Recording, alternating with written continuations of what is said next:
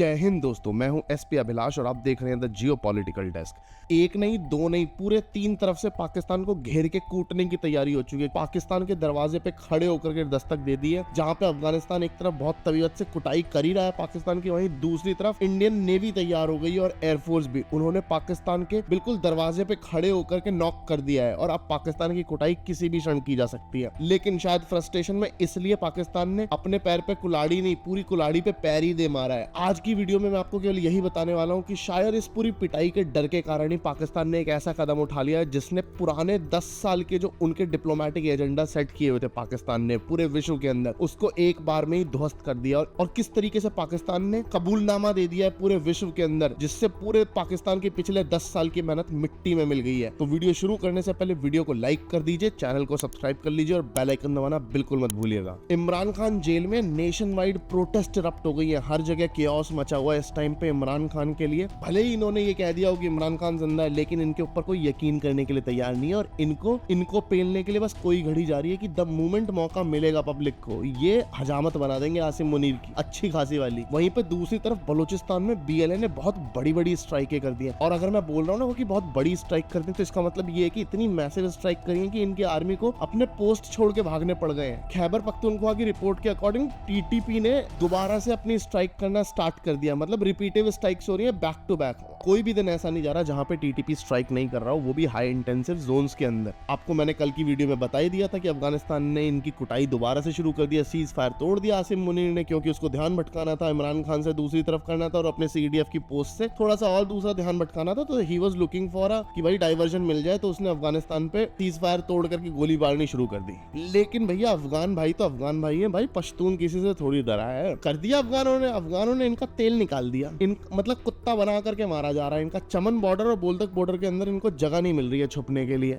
वहां पे लिटरली अपनी पोस्ट छोड़ के भाग गए। रिपोर्ट्स ये आ रही हैं कि अफगान ने जब से रिटेलिएशन करना शुरू किया इनके सीज फायर के उल्लंघन का, वहां पे ये अपनी पोस्ट छोड़ के नहीं भागे, अपने हथियार छोड़ के भी भाग गए। जैसे मैंने आपको कल बताया था कि इनकी फिर से परेड निकाली है कपड़ों की और हथियारों की, वो एग्जैक्टली वो सारे हथियार वही थे जो ये छोड़ के भाग गए। ये डरपोक लोग पाकिस्तानी आर्मी के, ये बचाएंगे देश को। और ये आसिम मुनीर अब सीडीएफ बन के बैठ गया। किस चीज का सीडीएफ है मुझे लग रहा है अंदर से ही कोई से निपटा देगा। और जिस हिसाब से पाकिस्तानी लोग किल से बैठे हैं, उस हिसाब से तो इसका जाना पक्का तय है। तालिबान की तरफ से स्टेटमेंट आती है कि तुम्हारा जो टेररिज्म का प्रॉब्लम है वो तुम्हारा फॉल्ट है। और एग्जैक्टली है भी। पहले तो अपने बैकयार्ड में इस तरीके के सपोले पालते हैं, फिर जब वो सांप बन जाते हैं वो इन्हें काटने के लिए जाते हैं और उसके बाद ये बचते भाग रहे होते हैं। और अब ये उसका ब्लेम भी दूसरे पे डाल रहे हैं। टेक्निकली जैसे मैंने आपको बताया था, ये चाहते थे कि अमेरिका की हेल्प कर दे हम अफगानिस्तान के अंदर एयरबेस लेने में, जो अमेरिकन छोड़ के गए थे। अमेरिकन ने इनको दिए पैसे, इन्होंने उनके ऊपर करी स्ट्राइक। इनको लगा कि तालिबानी डर जाएगा, अफगान डर जाएगा, इनको ये लगा। अफगान नहीं डरता, अफगान ने कुत्ता बना दिया इनका पीट के। पहले इनकी आर्मी की रेल निकाल दी, फिर इनकी एयरफोर्स। केवल देखो अफगानों के पास एयरफोर्स तो है नहीं, इसलिए हमेशा केवल जहाज भेजते हैं वहां पे। अगर गलती से भी अफगानों के पास एयरफोर्स होती पाकिस्तान के अंदर, मुझे नहीं लगता कोई जगह बचती जहां पे खासकर आर्मी या फिर मिलिट्री से रिलेटेड कोई भी पर्सन बच पाता। इनको ढूंढ के कुत्ता बना करके मारते हैं इनका। और एग्जैक्टली जब बिना एयरफोर्स के अंदर अफगानिस्तानी पाकिस्तानियों को इतना बुरी तरीके से मार रहे हैं, अगर एयरफोर्स गलती से होती उनपे तो क्या हाल होता इनका। मैं तो सोच रहा हूँ कि मतलब भाई बिल्कुल केओस मच जाता पाकिस्तान के अंदर। पाकिस्तानी खून के आंसू हो जाते उस टाइम पे कि भाई ये क्या पाल लिया हमने, इससे अच्छा तो ये साले को खुद ही मार देते हैं। और ये अपने आप में बहुत बड़ी ह्यूमिलेशन है, क्योंकि अफगानिस्तान से तालिबान इस तरीके की बात कर रहा है जिसे कुछ टाइम पहले तक लोग खुद टेररिस्ट ऑर्गेनाइजेशन बोला करते थे। वो पाकिस्तान को ये बोल रहा है कि तुमने जो टेररिज्म तुम्हारे यहाँ पे हो रहा है वो तुम्हारी गलती है, क्योंकि तुम साला इनको पालते हो। लेकिन दोस्तों वहीं पे 2 फ्रंट पे तो ये लड़ ही रहे थे, लेकिन अब तीसरा फ्रंट खोल दिया किसने? इंडिया ने तीसरा फ्रंट ऐसा खोल दिया कि दरवाजे पे जाकर के खड़े हो गए हैं। पाकिस्तान की सीमा से केवल 70 नॉटिकल माइल्स पे जाकर के हमारी नेवी खड़ी हो गई और पाकिस्तान की फटके चाह रहे कि भाई किस किस जगह लड़ाई करें। अपने इंटरनल रिफ्ट्स नहीं रुक रहे, प्रोटेस्ट हो रही है, अफगान पेल रहे हैं वहीं, और अफगान 2 बॉर्डर से पेल रहे हैं, बोलदाक से और चमन से। तीसरी जगह इनकी पिलाई करने के लिए इंडिया आ गया। इंडिया ने जाकर के अपना वही वहां पे खड़ा कर दिया एयरक्राफ्ट कैरियर। अब वहां पे होगी हमारी एक्सरसाइज। इंडिया ने 10 और 11 दिसंबर का एयर मैरीटाइम नोटम जारी किया है, है जो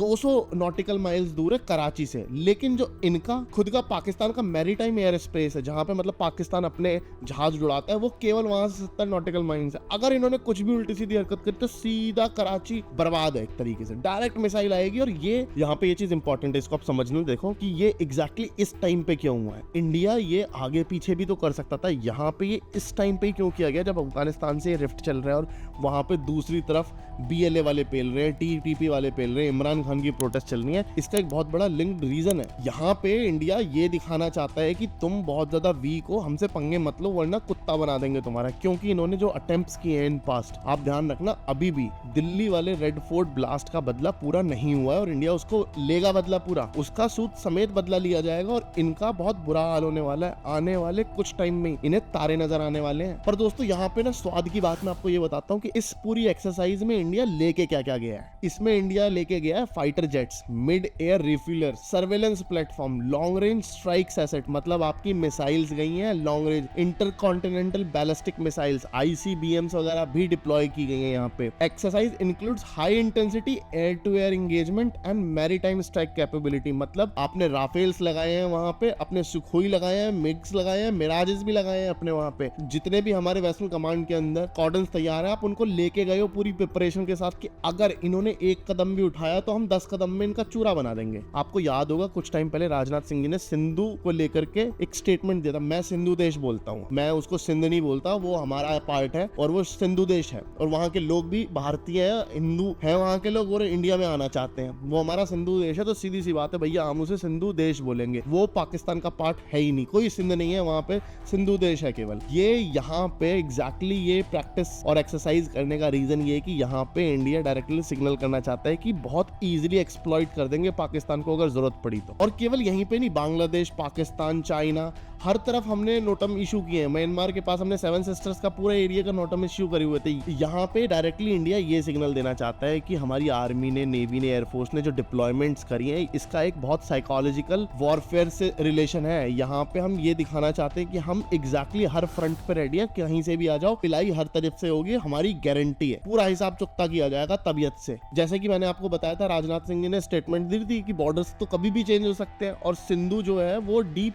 सिविलाइजेशनल लिंक है उसका इंडिया के साथ, वो सिंधु देश है। तो ये सारी चीज उस चीज को हवा देती है। यहाँ पे एक सिग्नलिंग इंपॉर्टेंट ये है कि सिंध मैटर करता है पाकिस्तान के लिए, क्योंकि ये उनके लिए इकोनॉमिकली बहुत ज्यादा इंपॉर्टेंट है और अगर आपने उसको चोक कर दिया तो पाकिस्तान का इकोनॉमिक्स आप चोक कर रहे हो एक तरीके से। यहाँ पे पाकिस्तान सड़क पे आ जाएगा। पूरे सिनेरियो का कंबाइन आउटकम क्या होगा? पाकिस्तान के अंदर टोटल स्ट्रैटेजिक कोलैप्स होगा। लेकिन अगर इनकी स्ट्रैटेजिक प्लानिंग अच्छी होती ना तो अब तक एग्जीक्यूशन ढंग से कर चुके होते। इमरान खान के लिए जो प्रोटेस्ट चल रही है, बॉर्डर्स पे तालिबान पेल रहा है, इनको कुत्तों की तरह भगा भगा करके मारा जा रहा है, इंडिया हर जगह से चोक कर रहा है, कश्मीर से लेकर के राजस्थान, राजस्थान से लेकर के गुजरात, गुजरात से लेकर के अरब सागर, पूरे के पूरे एरिया में इंडिया ने अपना आधिपत्य बना रखा है भैया। और इंडिया इस तरीके से चोक करते हुए चल रहा है कि डायरेक्टली नहीं मारेंगे, थोड़ा थोड़ा करके मारेंगे, तिल तिल करके मारेंगे, तड़पा के मारेंगे और ये वही तड़प रहे हैं। दोस्तों मुझे लगता है इमरान खान आसिम मुनीर को बिल्कुल चैन की सांस नहीं लेने देगा, क्योंकि इमरान खान की पार्टी के सदस्यों ने इस बार कुछ ऐसा कर दिया कि जिससे पाकिस्तान की आर्मी की दोबारा नाक में दर्द हो गया है। दोस्तों आपको शहजाद अकबर और मेजर आदिल राजा याद होंगे,